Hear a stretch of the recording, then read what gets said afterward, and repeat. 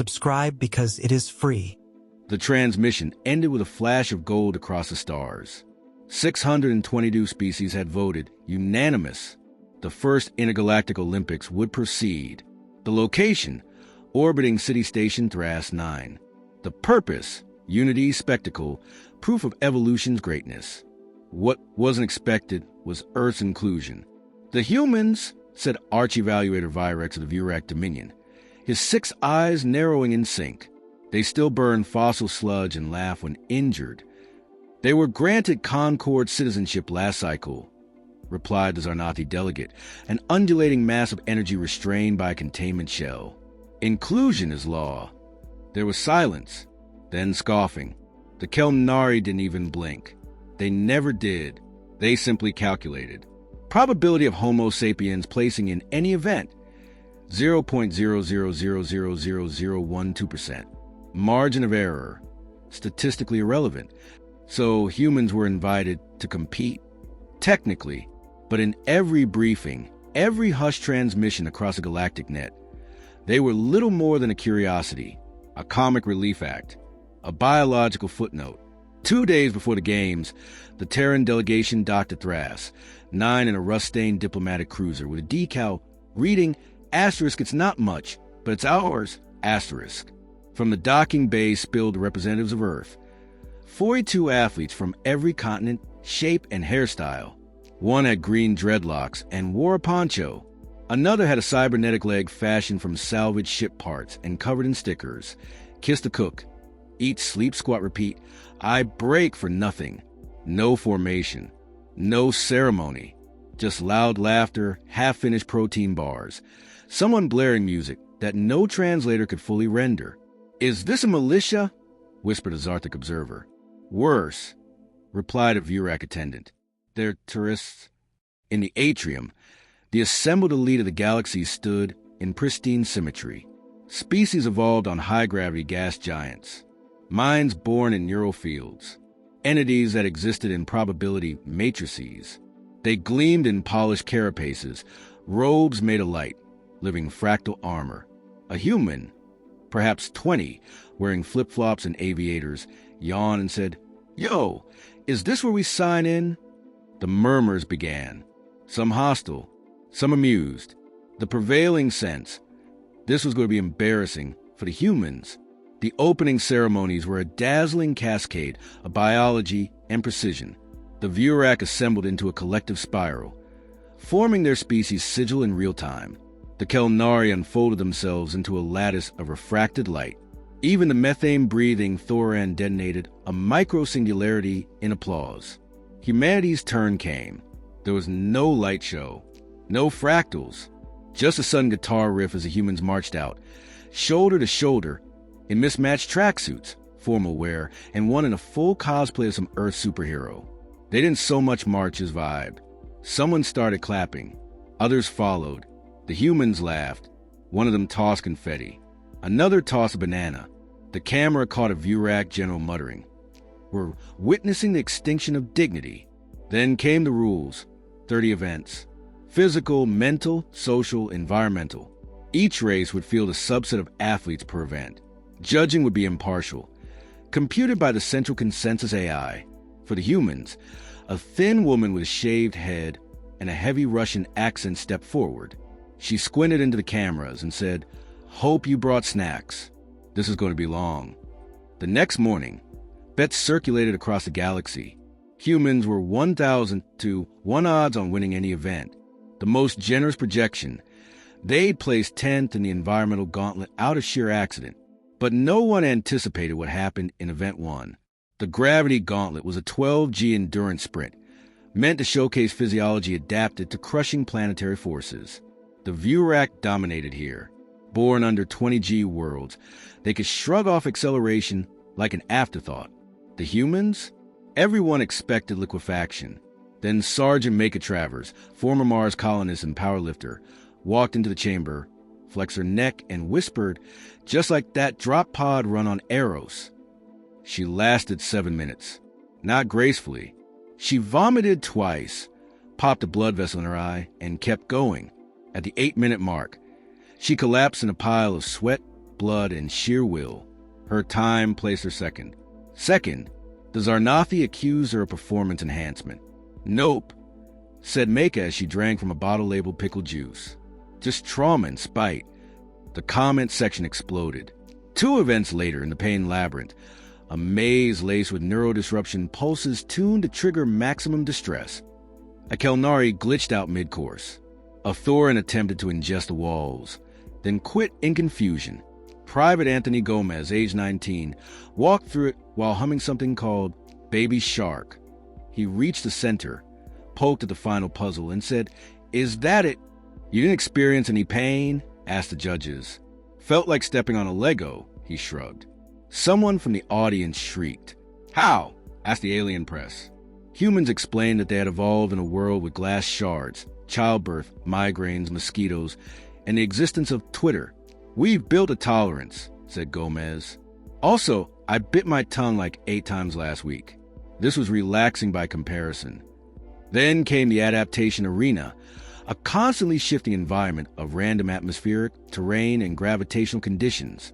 While other species calculated adjustments or tried to control their form, the humans adapted like water.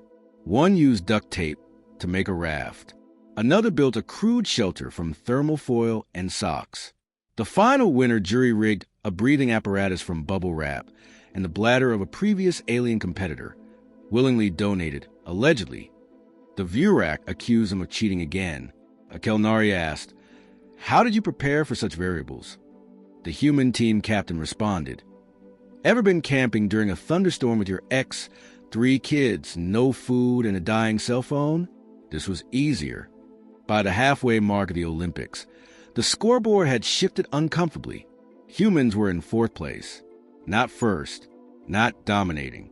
Just there, present, always placing mid to high. The galaxy had never seen a species so incapable of giving up. "I don't understand," said a Kelnari professor, watching a replay of Maka pushing to the gravity gauntlet. "Biologically, they are inferior in almost every measurable way." "Exactly," muttered the Zarnathi. "They should fail." But they didn't. They kept laughing, kept falling, kept getting up, kept fighting, not because of honor or pride, because they wanted to see what would happen if they did. At the end of that week, the highlight reel showed the Terran team laughing around a fire built in the adaptation arena, roasting some alien equivalent of marshmallows, and making shadow puppets on a thermal wall. "Why?" asked a journalist drone. A human leaned back, eyes tired, voice calm. "Because we're not here to impress anyone. We're here to play. And when humans play, really play, you better hope you're on our team." The final shot of the broadcast? A scoreboard. Humans, 4th overall. The numbers were climbing. The Vurak Council began an emergency session. The Zarnathi demanded psychological analysis. The Kelnari ran a simulation with revised variables. It predicted a 13% chance humans could actually win the whole thing. And across millions of planets, people tuned in with one question. What if the apes weren't the joke? What if they were the punchline? Event 9 was supposed to be decisive. The gravity gauntlet was a fluke, the analysts insisted. Pain tolerance? A statistical outlier. The adaptation arena? Chaos doesn't count. But now came the apex trial, the peak of engineered athletic contest. Raw strength, precision, endurance, mental stability under stress. Designed by the Vurak for species with triple reinforced musculoskeletal systems. A real challenge. Then came Marcus Ree, 35 human, 5 feet 11 inches, former special forces, current father too, and slightly hungover. He walked to the starting line, stretching his neck and humming "Eye of the Tiger." A Vurak elite stood beside him, 9 feet tall, a walking exoskeletal nightmare of muscle and natural armor. The trial began. Reed didn't sprint. He jogged, climbed, dragged weights meant to test organisms capable of lifting cars.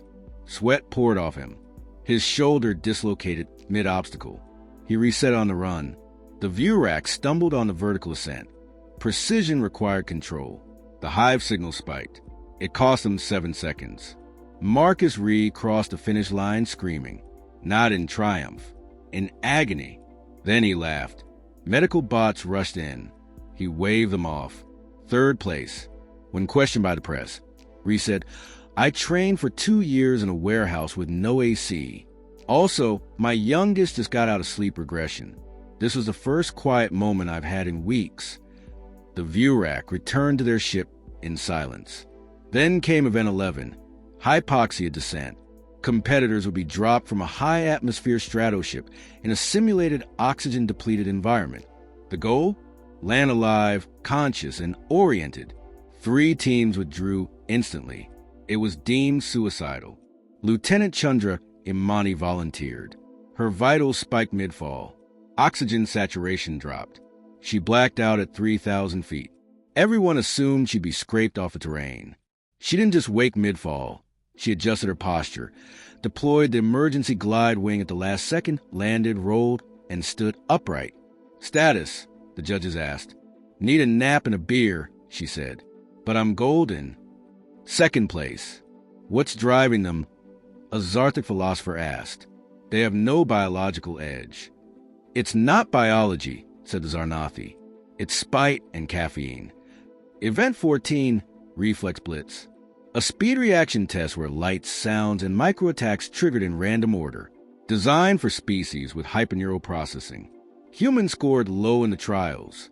Then came Sarah Hahn, pro esports legend turned astronaut in training. Her hands never stopped moving. The board lit up like a slot machine being hit by lightning. The Zarnathi observer noted several inputs she shouldn't have predicted. She won. When asked how, she replied, "You ever played 5 rounds of competitive Tetris while being screamed at by 12-year-olds on the internet?" None of the other competitors had. The scoreboard ticked again. Humans, third place. Event 17, the Void Weight, an endurance event in complete sensory deprivation. Competitors floated in anti-stimulus chambers, measured not by survival, but mental stability afterward. The Kelnari lasted 3 hours. Vurak lasted 6. The Zarthic made it 9 but emerged weeping. Human candidate number 7, Chris Aduba, spent 10 hours in the pod. When released, he was humming, smiling. "Any psychological effects?" they asked. "Nah," he said. "I used the time to mentally rewatch every episode of a TV show from the 1990s. Also reorganize my to-do list." The AI scanned his neural data. Emotional stability, rising. Cognitive clarity, heightened. He found it restful, whispered a Kelnari technician. Back in the athlete lounge, Chris ate a sandwich and said, "You guys don't have intrusive thoughts, do you?" Aliens quietly withdrew from the next few endurance rounds. By now, the human reputation was shifting, from joke to curiosity, from curiosity to anomaly. Alien spectators began wearing Team Terra merch. Memes circulated. Humans standing next to giant monsters, holding coffee mugs and looking unimpressed. Event 21 was meant to humiliate them. The Zarnathi called it neural chaos chess. 10 dimensions of probabilistic logic. Only beings with external memory substrates had ever completed a full game. Human candidate, Dr. Louisa Ng, theoretical physicist. Nerd. She played slow, very slow, move with fingers, not thoughts. 3 hours in, her opponent, an energy lattice intelligence named ZXTAR, froze. "Why are you doing that?" it asked. "Doing what?"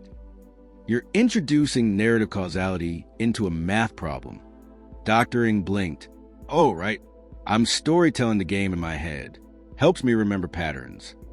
"That is inefficient." She grinned. "No, it's human." She lost a match, but she scored higher than any previous organic entrant in Concord history. The alien commentators couldn't explain it. She wrote fanfiction of the game while playing it. One said, "Humans weren't just unpredictable, they were incomprehensible." By Event 25, the aliens stopped laughing. The scoreboard showed humans in second. They weren't faster, not stronger, not smarter in any measurable way, but they were winning. Not consistently, but unrelentingly. No single dominant strength, just an ability to accept limits. The Vurak tried to imitate their chaos in the team events. The hive fractured, 3 drones began arguing over pronouns. The Kelnari attempted humor algorithms. The result was a joke that caused 2 participants to reboot. The Zarnathi tried improvisation. They forgot to breathe mid-task. In the commentary box, one AI simply crashed after trying to chart humanity's trend. "You can't predict them," it said before going dark. They weaponized failure. The galactic networks flooded with theories. Do humans have a hidden evolutionary node? Are they playing dumb? Is madness their adaptation? No one knew, and still the humans laughed, cried, fought, sang, swore, slept too little, tried too hard. By Event 29, the betting pools were closed. Nobody trusted the odds. In the final physical challenge, titled The Ascent, athletes had to climb a sheer surface under time pressure. Gravity fluxed every 30 seconds. No gear. The Zarthik hovered. The view rack leapt. Jesse Ortiz, climber, former roofer, barefoot, used the simplest tool in the universe, friction and fearlessness. He finished 4th. Then, having nothing to prove, climbed it again upside down just to feel alive. That night, the human camp partied like they'd already won. Not because they had, but because no one thought they'd make it this far. "Are we winning?" one asked. "No idea," someone replied. "Cool, let's get pizza." A Kelnari envoy sent a message to the central AI. "Redefine metrics, or they're going to break the system." No reply. The scoreboard refreshed. Humans, still second, but climbing. The event was called the Quantum Logic Labyrinth. Built for species that could think across simultaneous realities, it was an elegant maze of paradoxes, probabilistic paths, and recursive riddles. Competitors entered alone. The goal: reach the exit in under 1 hour without collapsing from cognitive overload. Only 3 species had ever completed it. The Kelnari, obviously. The Zarnathi, through energy state projection. And once, an AI-infused cluster of memory coral. Humanity sent Helen Park. 41. Professor of Theoretical Linguistics. Former crossword champion. Known on Earth mostly for her sarcastic blog about misusing punctuation in ancient prophecies. Inside the maze, Park didn't walk the same way others did.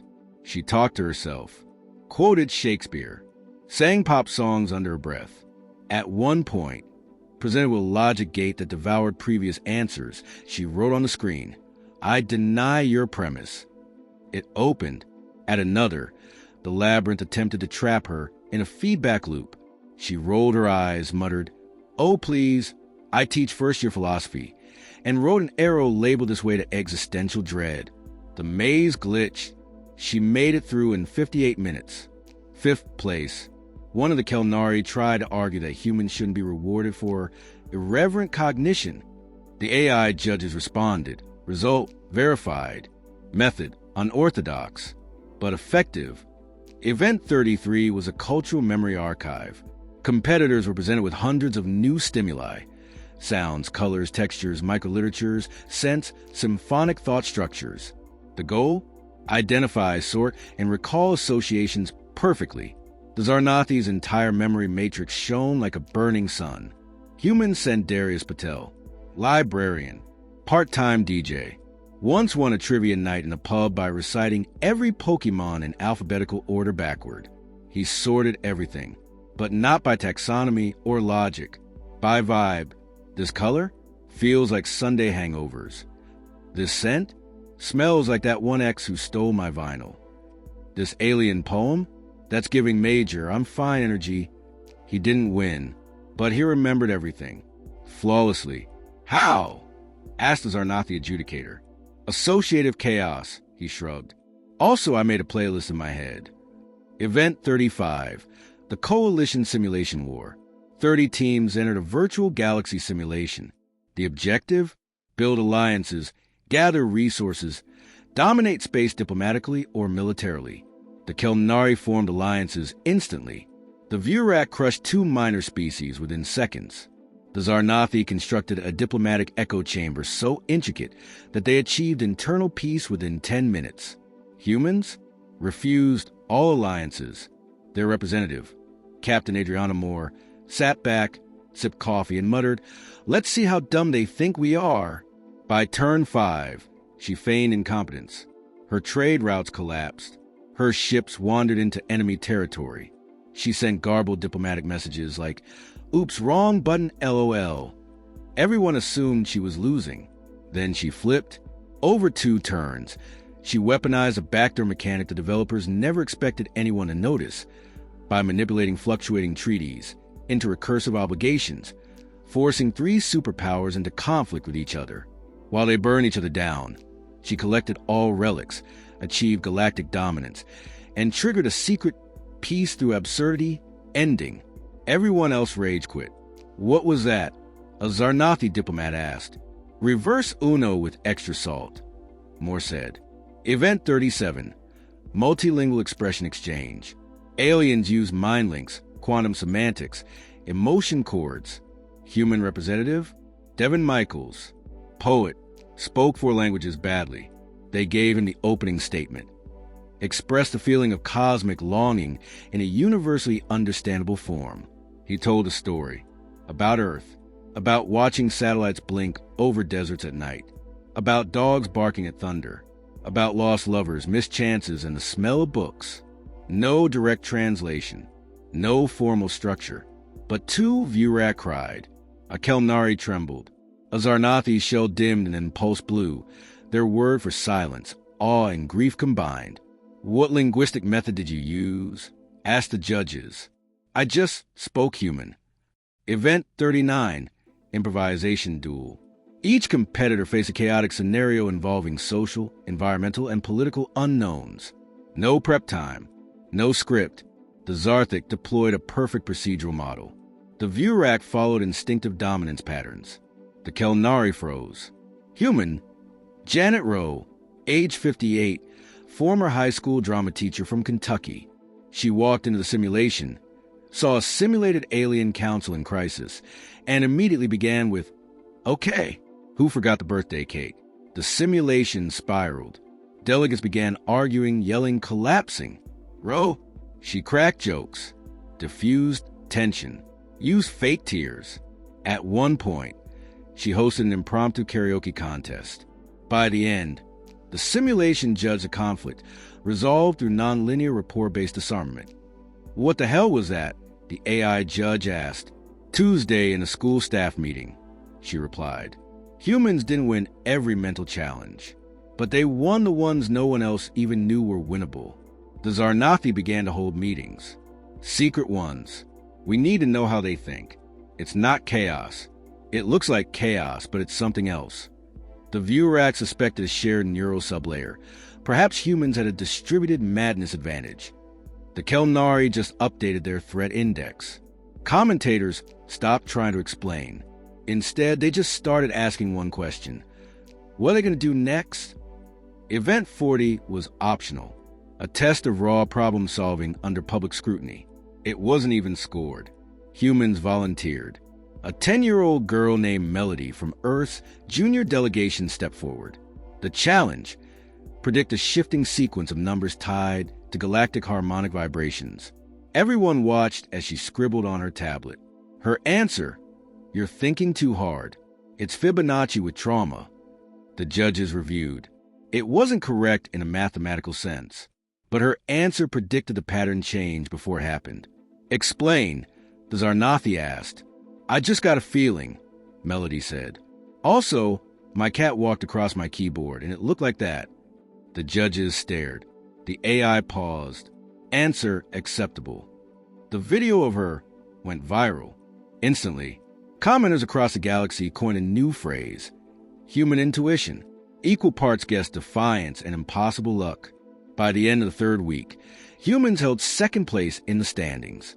Not because they overpowered anything, because they outthought everything no one else dared to think sideways. A Kelnari ambassador finally said it aloud. They're not breaking the rules. They're breaking the assumptions behind the rules. The Vurak refused to respond. One of their generals was last seen trying to complete a human crossword puzzle while screaming. The scoreboard pulsed again. Humans, still 2nd, but now within reach. The final event was never meant to be won. It was symbolic, a gesture, the Unity Challenge, one grand simulation, all species present, one common problem. Stabilize a failing orbital habitat before it collapsed into a gas giant. It required coordination, compromised communication, designed to highlight interspecies cooperation. Historically, it ended in polite failure. This time, failure was not an option, not with humans in second place, not with the Concorde watching. Participants were randomly grouped. Cross-species teams of 5. The Zarnathi protested immediately. They're emotional, unstable, illogical. They're unpredictable, Akelnari added. Unpredictability cannot be trusted. The pairing was upheld. Team 7, 1 human, 2 Vurak, 1 Zarthik, 1 Kelnari. The human? Raj Bhattacharya, civil engineer and amateur improv comic, known for rebuilding flood infrastructure and making bureaucrats cry with sarcasm. The simulation began. The station was burning, pressurization failing, gravity systems stuttering. Team 7 stood paralyzed, except for Raj. He clapped his hands. Okay, friends. Who here knows how to hold a wrench and swallow pride at the same time? No response. He walked to the view rack. Listen, you're terrifying. That's awesome. I need you to brace the structure. 6 limbs, yes?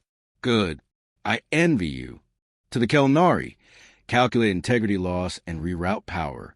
Speak in math. I'll pretend I understand. To the Zarthik, hover near that console. It'll explode. You're immune. Congratulations. You're the team's meat shield. What's your role? The Kelnari asked. Raj grinned. Project manager.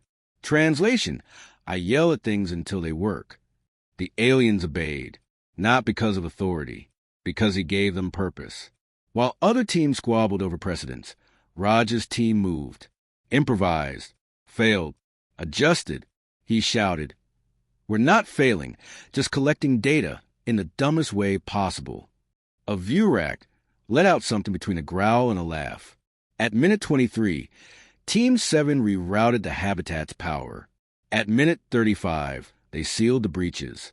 At minute 44, they reignited orbit stabilization. Time expired. Team 7 survived. Only 2 other teams completed the simulation. Only Team 7 did it without any member losing consciousness. They weren't the fastest or the strongest, but they trusted each other because a human made them laugh and believe. Final scores processed. First place tied. The Concorde's AI hesitated. Humans and the Zarnathi. A tiebreaker? The AI instead initiated an override. A quiet pulse echoed across the arena. Statement uploaded. Final assessment. Humans have not merely performed. They have adapted, connected, redefined participation. Victory awarded to Terra delegation. For proving species value beyond metric. For demonstrating leadership through cultural elasticity. Silence followed. Then, uproar. The Kelnari protested. The Zarnathi submitted a 9-page objection. The Vurak threatened legal warfare. They said humans had bent rules, corrupted logic, weaponized social manipulation. They weren't wrong, but the AI responded. Human methods highlight a deficit in our systems, not an error in theirs. Concorde must evolve or stagnate. Cheers erupted. From smaller species, from overlooked races, from delegates who had never once felt seen. For them, humanity's victory wasn't just a win. It was permission. In the after-hours lounge, the human delegation gathered with beer, noodles, and whatever alien snacks hadn't exploded on contact with oxygen. Did we just win an intergalactic competition by being ourselves? Asked Maka. Apparently, Raj replied. Still think the snacks were the key. A Vurak entered. Everyone froze. He walked over, towering, armored. He stared down at Jesse Ortiz, the climber. You are not exceptional, the Vurak said. Jesse nodded. Yup, but you do not quit. Nope. Annoying. Thank you. The Vurak offered a gesture of respect. Clumsy, genuine. Behind him, more aliens approached. Some came for grudging admiration, others for conversation. Some, simply to understand. That night, Concord observers uploaded a revised dossier on humans. Species 314A, Homo sapiens. Classification, resilient generalists. Strengths, unpredictable cognition, adaptive problem solving, extreme social versatility. Weaknesses, poor impulse control, overconfidence, loud, threat level, context dependent. Recommend diplomacy over conflict. Cultural note, prone to affection, sarcasm, and singing under stress. By morning, the Concord Constitution was amended. A new clause, no future interspecies challenge shall be valid without representation from humanity, not as competitors, as co-designers, from observers to players, from players to partners. On Earth, celebrations erupted, not for medals, not for proving superiority, but because, for once, humanity hadn't won through conquest or dominance. They'd won by being weird, chaotic, and relentlessly, embarrassingly human. Somewhere in the depths of the Vurak mothership, an old commander reviewed footage of Marcus Reese screaming through a torn muscle and laughing. He closed the file, muttered one word, terrifying. Elsewhere, a Kelnari child studied human comedy clips and tried to understand why falling into cake was funny. A Zarnathi researcher began writing the first interspecies textbook on human intuition. On Thras 9, cleanup crews scrubbed the last of confetti from the walls. Someone found note taped to the simulation chamber wall. Scrawled in English, shaky handwriting, a little sweaty. Thanks for the game. See you next time. Underneath, someone had drawn a stick figure giving a thumbs up. No translation needed.